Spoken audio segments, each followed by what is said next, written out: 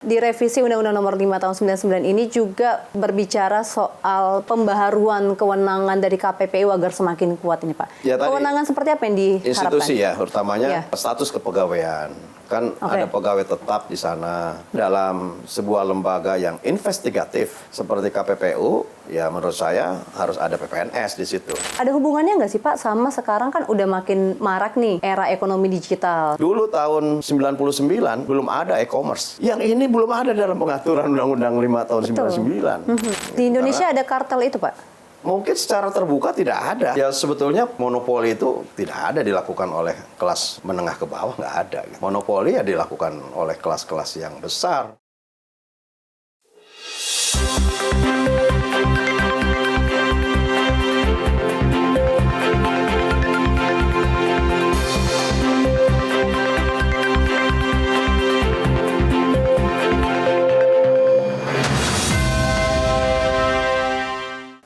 Pemirsa, dalam kehidupan sehari-hari kita sering mengira bahwa kenaikan harga barang itu adalah hal yang biasa.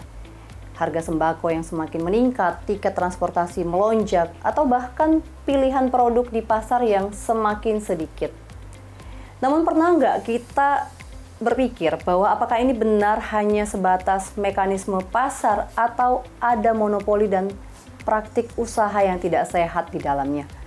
Nah, kita akan bahas terkait dengan hal ini, serta bagaimana pengawasan dari DPR RI, khususnya Komisi 6, dan apakah benar saat ini persaingan usaha sudah tidak sehat. Sudah bersama dengan kami pemirsa di Kabar Nusantara, Bapak Herman Hairon, selaku anggota Komisi 6 DPR RI dari fraksi Demokrat. Bapak, terima kasih sudah meluangkan waktu. Terima kasih. Kalau kita bahas mengenai Undang-Undang Nomor 5 Tahun 1999 tentang praktik monopoli dan juga persaingan usaha yang tidak sehat. Ini Komisi 6 sudah mulai digodok ini untuk revisi karena katanya sudah tidak relevan dengan kondisi saat ini. Apa benar itu urgensinya, Pak, atau ada hal lain yang mendorong Komisi 6, Pak? Ya, ini sebetulnya sudah cukup panjang karena dari mulai periode yang lalu kami sudah membahas undang-undang prioritas. Salah satunya adalah undang-undang anti monopoli dan persaingan usaha tidak sehat.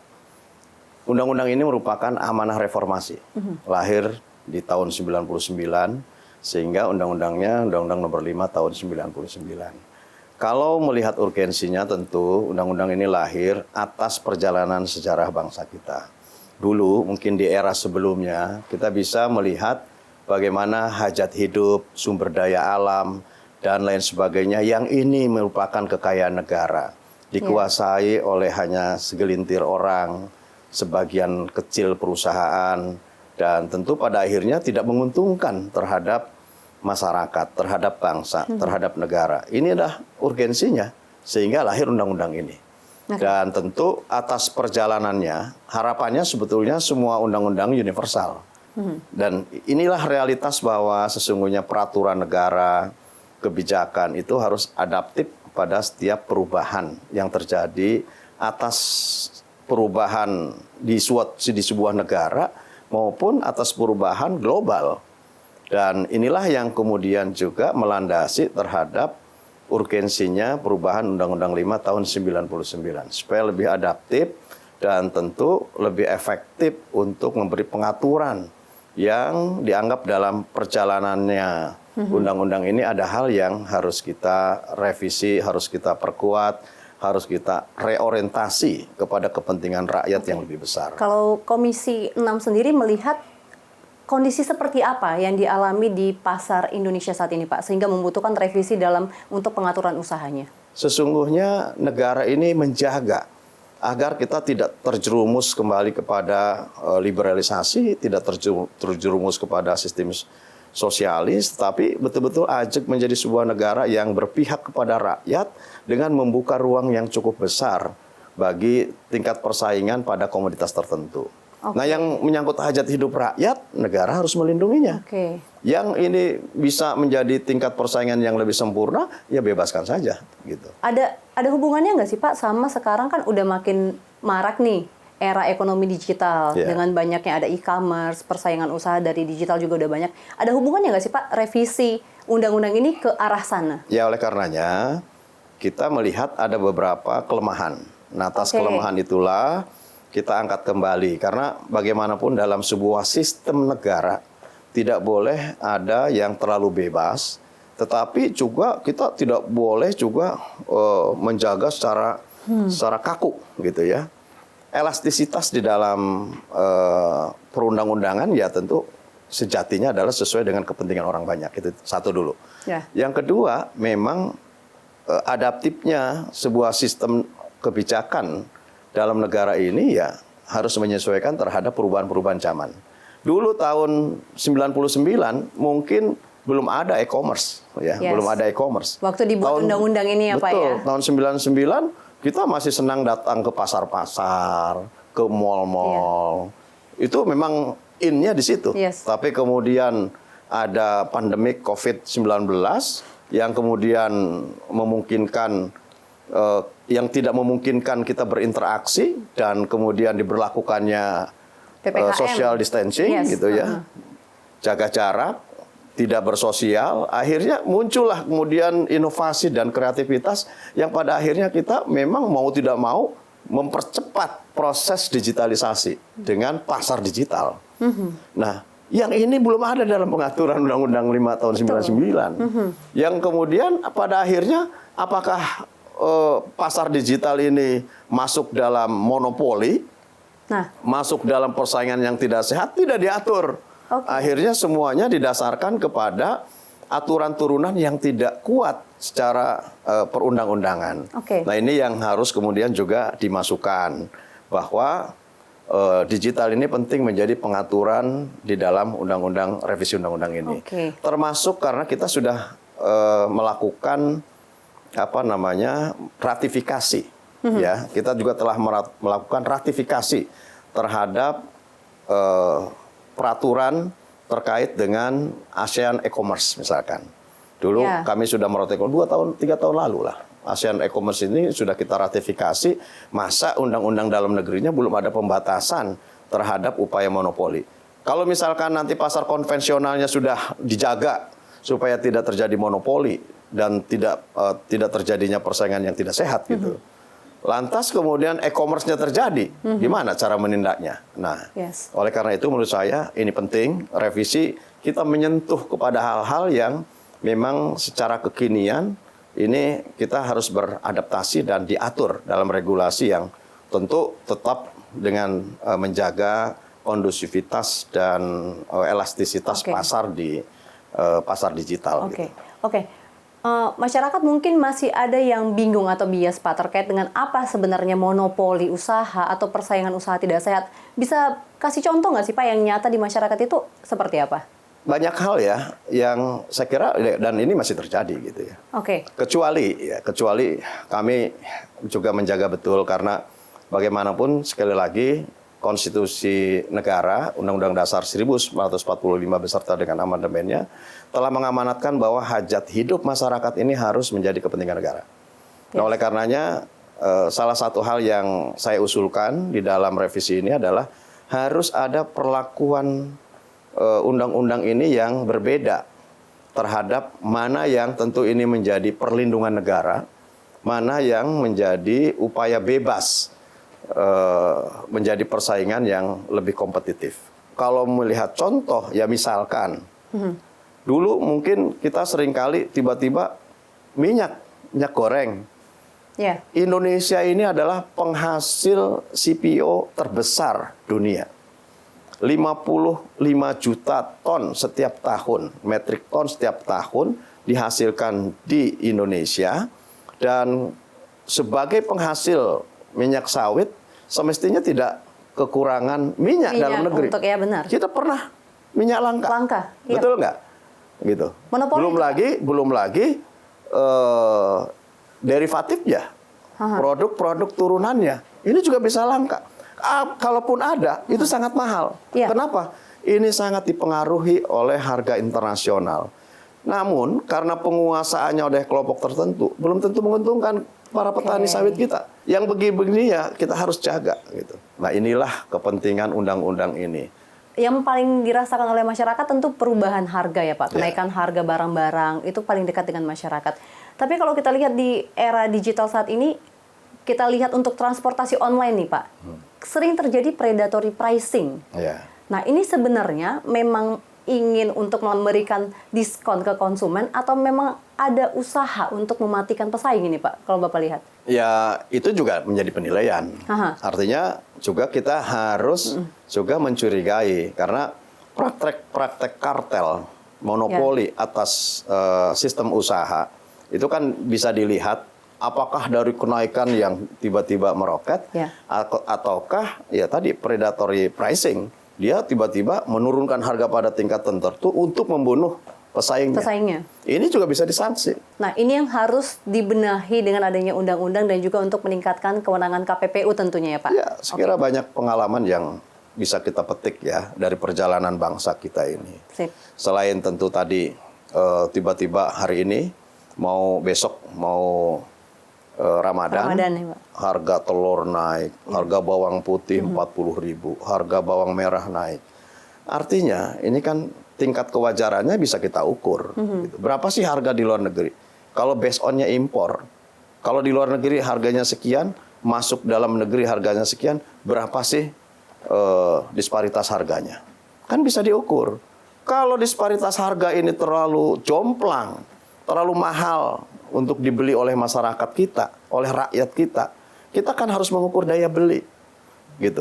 Jangan sampai komoditasnya ada, tersedia, tapi tidak terjangkau. Nah, transparansi harga pasar ini Pak yang tidak bisa diakses oleh masyarakat. Nah, dulu kami menyarankan sebetulnya di dalam Undang-Undang Pangan 18 tahun 2012 itu wajib diumumkan ke publik. Sekarang bisa kita lihat? Bisa diumumkan sebetulnya. Dan Kementerian Perdagangan kami dulu wajibkan. Dan sekarang pun sebetulnya Kementerian Perdagangan memiliki acuan harga. Apalagi sekarang ada Bapanas, Badan Pangan Nasional yang dibentuk berdasarkan Undang-Undang 18 tahun 2012. Yang memang kewajibannya adalah menjaga stabilisasi harga pangan nasional. Selain tentu bertugas untuk menjaga pasokan. Nah ini harusnya terus memantau kewajaran atas harga berlaku di pasar dengan kewajaran atas berlaku di produksi. Jangan sampai di produsen. Jangan sampai harga di pasar tinggi, tapi harga di produsennya rendah. Nah ini yang tentu menjadi pengawasan KPPU berdasarkan Undang-Undang Monopoli dan Persaingan Usaha Tidak Sehat. Disinilah bisa dilihat.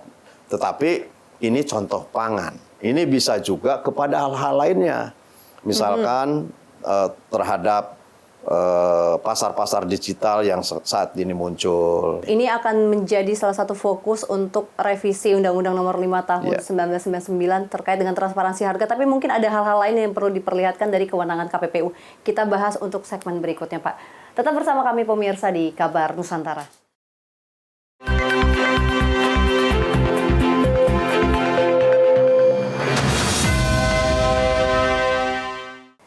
Masih bersama kami di Kabar Nusantara pemirsa. Pak Herman, kita mau lanjutkan diskusi kita terkait dengan monopoli usaha nih. Kalau berbicara soal monopoli berarti PLN, PDAM dan juga KAI termasuk monopoli usaha ya Pak? Ya, kita kembali kepada konstitusi negara Undang-Undang Dasar 1945. Ini adalah usaha-usaha yang menyangkut hajat hidup masyarakat.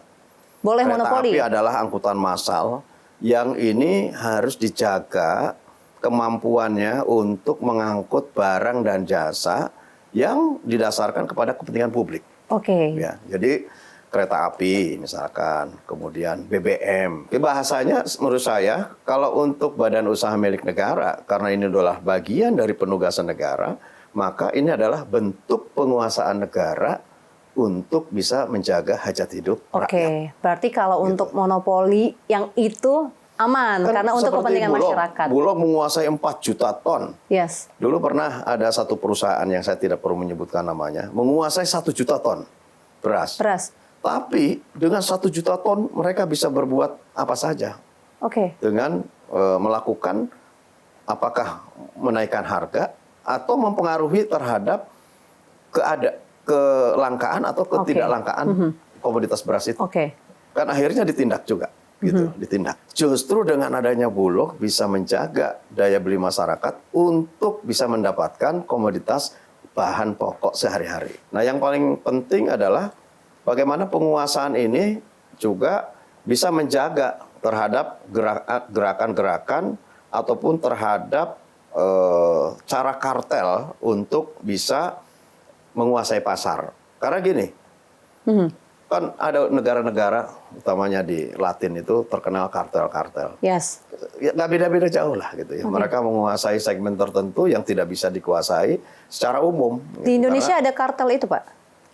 mungkin secara terbuka tidak ada gitu. Tapi kalau mau melihat pada setiap terjadinya momentum-momentum tertentu, pada setiap kali ada hari besar agama, misalkan menjelang puasa, menjelang lebaran, kelihatan pergerakan harga. Inilah yang seringkali disebut spekulan. Kalau kecil-kecil, kalau pemainnya pemain kecil, spekulan. Tapi kalau pemainnya semakin besar, ya kartel. Oke, Maka itu bisa dimusnahkan dari Indonesia nggak, Pak? ya, di dalam undang-undangnya, kami juga meminta bahwa bukan hanya melarang korporasi untuk tidak masuk dalam praktek monopoli, tetapi juga bersama sindikasinya.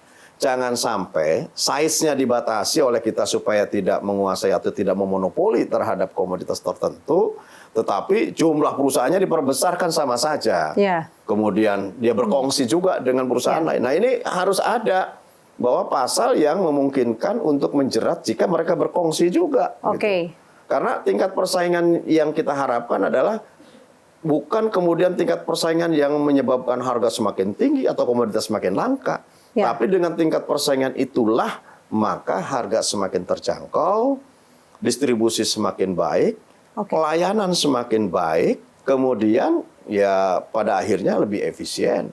Distribusi mungkin yang sekarang distribusi mahal bisa lebih murah gitu. Nah, ini dalam yang kita harapkan sebetulnya gitu. Nah, dalam revisi ini juga, Pak, di revisi Undang-Undang Nomor 5 Tahun 99 ini juga berbicara soal pembaharuan kewenangan dari KPPU agar semakin kuat ini, Pak. Ya, kewenangan seperti apa yang diharapkan? Institusi ya, utamanya status kepegawaian. Kan ada pegawai tetap di sana yang dia day to day dikerja di sana. Ya sudah, kalau memang permohonannya untuk menjadi ASN, menjadi PNS, ya memang logikanya institusi negara yang secara permanen mereka bekerja di sana kecuali komisionernya. Komisionernya kan dipilih secara periodik atau mungkin sampai level tertentu. Pegawainya di ASN. Mungkin kesekjenannya ASN. Pegawai-pegawai tertentunya ASN. Ya, ini untuk penguatan bahwa ini adalah sebagai lembaga negara. Nah, oleh karenanya sistem pengaturan kepegawaian saya kira selain memberikan penguatan terhadap KPPU juga memberikan relasi yang kuat dengan kebijakan pemerintah. Terkait dengan kewenangan penyidikannya, Pak, agar lebih bisa menggigit sebagai wasit untuk mengawasi usaha ini bagaimana, Pak? Dalam sebuah lembaga yang investigatif seperti KPPU, ya menurut saya harus ada PPNS di situ. PPNS-nya harus kuat, diberikan kewenangan, tapi juga jangan jangan extraordinary juga gitu. Jangan kemudian diberikan kewenangan yang berlebih. Jadi jangan overpower, abuse of power gitu ya. Karena ini juga membahayakan terhadap sistem negara. Sistem negara kan sudah ada APH, aparat penegak hukum, ada kepolisian, ada kejaksaan. Mungkin fungsinya sampai tingkat penyelidikan lah ya. Karena tidak sampai eksekusi, Pak? Penyelidikan kan sudah cukup juga mengeksekusi. Gitu. Pada waktu penyelidikan dan kemudian ini menguatkan terhadap, sekarang ini kan denda ya. Kalau KPPU itu kan memberikan denda. Dendanya sudah menjadi hak eksekutorial. Nah, dan dendanya juga denda tahun 99 sudah berbeda nih dengan denda hari ini. Perlu direvisi lagi nih. Perlu direvisi juga karena perlakuan hukum baik itu denda maupun pidana tentu hasil akhirnya kan supaya ada efek jera. Yes, benar. Nah, kalau kemudian dendanya kecil ya nggak jadi efek jera juga. Nah, oleh karenanya menurut saya mungkin dibatasi lah hak penyelidikan supaya punya kewenangan untuk sampai mempolis lain, terus kemudian mendalami pada perkara dan kemudian memutuskan bisa ditingkatkan ke tingkat penyidikan. Ya selebihnya bisa diputuskan di KPPU dalam bentuk denda. Kalau ada unsur pidananya saya kira lempar ke APH. Jadi saya kira dengan KUHAP yang baru ini kan semestinya seluruh aparat penegak hukum bisa bersama-sama dalam satu frame gitu ya di dalam penegakan hukum. Kita akan bahas lebih lanjut lagi Pak, bagaimana pengawasan dari DPR khususnya Komisi 6 terkait dengan hal ini. Tetap bersama kami pemirsa di Kabar Nusantara.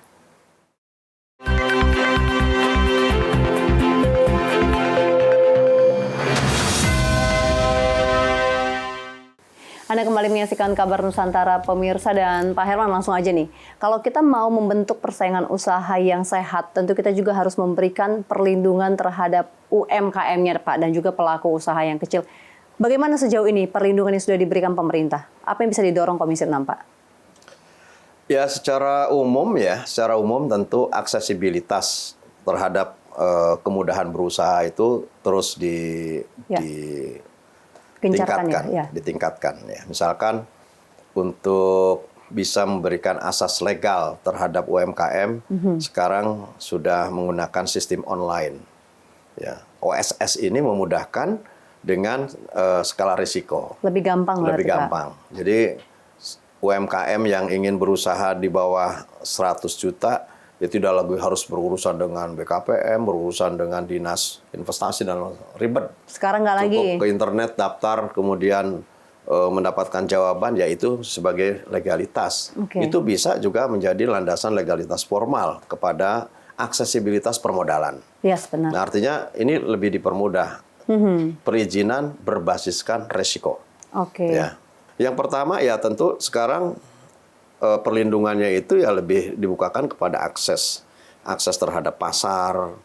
Negara sudah memiliki platform sendiri untuk bisa digunakan secara gratis oleh masyarakat. Akses terhadap modal, kami sudah membentuk namanya holding ultramikro. Di situ ada Bank Rakyat Indonesia, ada Permodalan Nasional Madani, kemudian ada Pegadaian. Silakan, itu bisa dimanfaatkan gitu ya. Kemudian di Kementerian Koperasi ada LPDB, lembaga pembiayaan yang bisa diakses oleh siapapun gitu ya. Dan kalau tidak digunakan oleh rakyat, ini bisa jadi digunakan oleh orang-orang yang berkepentingan, kelas menengah ke atas nantinya. Oleh karenanya begitu negara memberikan perhatian, mari kita gunakan ini. Caranya bagaimana? Caranya ya ini menjadi tanggung jawab pemerintah daerah lah. Karena bagaimanapun sistem pemerintahan kita kan sudah memberikan kewenangan tertentu kepada pemerintah daerah. Sehingga pemerintah daerah fokuslah juga untuk membangun UMKM. Karena ini juga bisa menjadi basis peningkatan perekonomian di daerah. Kemudian akses terhadap teknologi. Akses terhadap teknologi sekarang sudah dibuka. Kementerian Ekonomi Kreatif membuka terhadap memfasilitasi untuk UMKM yang ingin naik kelas. Kementerian UMKM juga memfasilitasi untuk naik kelas. Kementerian Koperasi juga memfasilitasi jika kelompok-kelompok usaha individu ingin bergabung dalam satu koperasi, misalkan. Apakah koperasi simpan pinjam, koperasi produksi, dan lain sebagainya. Kami permudah kok saat ini. Berarti udah banyak upaya yang dilakukan pemerintah ya Pak ya? Dan perlindungannya kami juga sedang berupaya. Ini kan banyak yang kecil-kecil ini kan terkena slick OJK, BI checking. Nah, kami juga meminta coba yuk kita rumuskan bersama. Di periode yang lalu kami sudah mendorong dan pemerintah ada kebijakan untuk menghapus bukukan terhadap para nasabah kecil. Karena bagaimanapun ya kecil tapi banyak gitu ya. Tentu ini sangat berpengaruh terhadap putaran ekonomi di daerah, ekonomi masyarakat. Nah, kalau BI checking-nya ataupun hutang-hutang yang kecil ini dihapus tagihkan, ya tentu ini menjadi semangat baru bagi masyarakat yang usaha kecil mikro untuk mereka memulai kembali. Kalau sekarang kan dengan slick OJK mereka tidak bisa, red line. Begitu mereka mau pinjam nggak bisa, sistem sudah menolak. Nah, kalau untuk penerapan dari Undang-Undang Nomor 5 Tahun 99 ini Pak, selain dari wewenang KPPU, siapa aja nih Pak kira-kira yang juga bisa turut membantu untuk memastikan bahwa persaingan usaha dibentuk secara sehat di Indonesia? Sebetulnya ada keinginan juga yang lebih luas. Bagaimana menggabungkan dengan Undang-Undang Perlindungan Konsumen. Kemudian bagaimana digabungkan dengan perselisihan sengketa. Artinya Badan Perselisihan Sengketa digabungkan juga. Supaya ini satu atap. selain kita menjaga supaya tidak terjadi monopoli, kemudian terjadinya persaingan yang tidak sehat, dan bahkan kemudian merugikan terhadap konsumen. Gimana kalau undang-undang ini digabungkan menjadi satu, kemudian berbagi tugas dalam institusi, dan bahkan jika kemudian di kementerian-kementerian lain ada hal-hal institusi yang sejenis, ayo kita coba dikelompokkan supaya betul-betul optimal.